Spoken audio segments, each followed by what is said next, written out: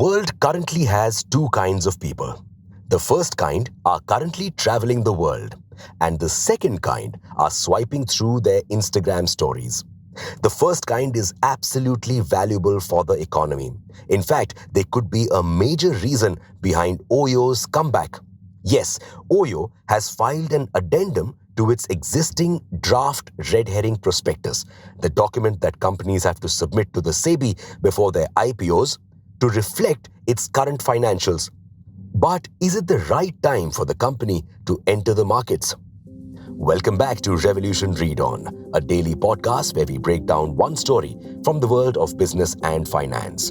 Click on the subscribe button to never miss an update from us. Here's your story for today. OYO first filed its DRHP in October 2021. It was set to issue fresh shares worth 7,000 crore rupees and put up existing shares worth 1,430 crore rupees for sale.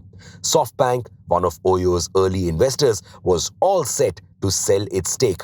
Initially, the timing seemed right. Everyone was betting big on startups. Also, OYO had just managed to take control of its losses.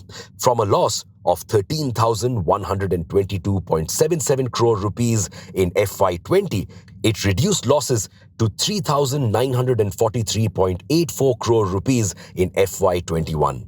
But still, a number of factors were against it. Though people had begun revenge traveling, papers were still full of headlines that claimed business travel was dead. Business travel accounts for only 21.4% of all travel, but it is what helps a lot of hotels and airlines be profitable. Those traveling for business purposes usually book first-class tickets.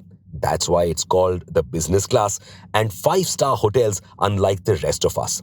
And OYO has a major network of corporate clients, approximately 6,600 that it depends on. So the headlines didn't help. Plus, OYO had never made any profits, making it a risky bet.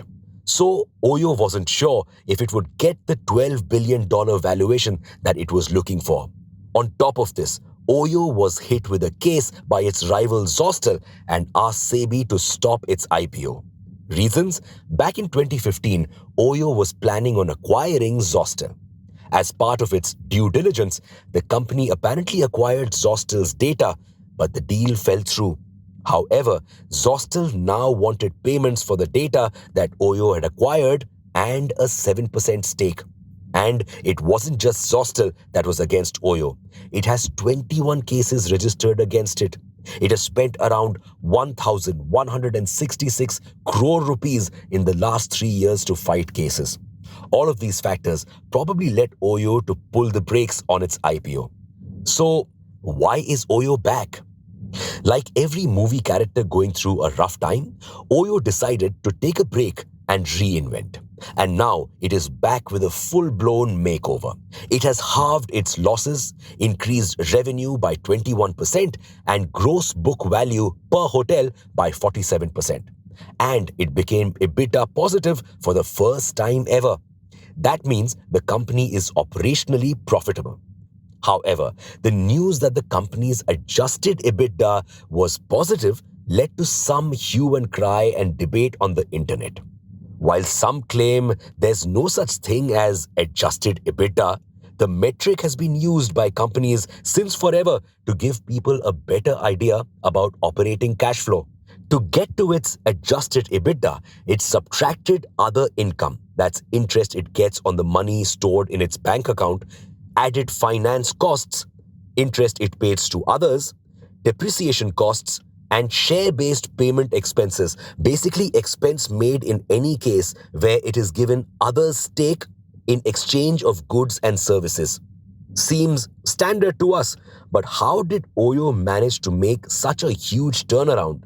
Well, the return of travel helped. However, a lot of changes in strategy were also involved. You see, OYO had been betting big on China and the US.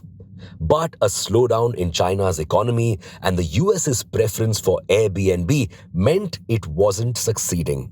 So it has now minimized operations there and is focusing on Europe, Malaysia, Indonesia, and of course, India. It has also considerably reduced the number of employees it had. But while employee expenses have gone down, the CEO's salary has gone up by 350%. Plus, business and luxury travel have also bounced back. Even giants like ITC and Mukesh Ambani are also betting big on the hotel business. While ITC is planning on launching one property every month, Ambani bought a luxury hotel in New York. So, the time may be right for OYO to launch its IPO. But not all is peachy. Travel could be boosted by revenge spending and may go down again. Plus, OYO's reliance on third parties like trip booking websites also poses a risk. And news of an upcoming recession has made the company a little wary. So, it's not going public yet. Plans are to launch an IPO in 2023.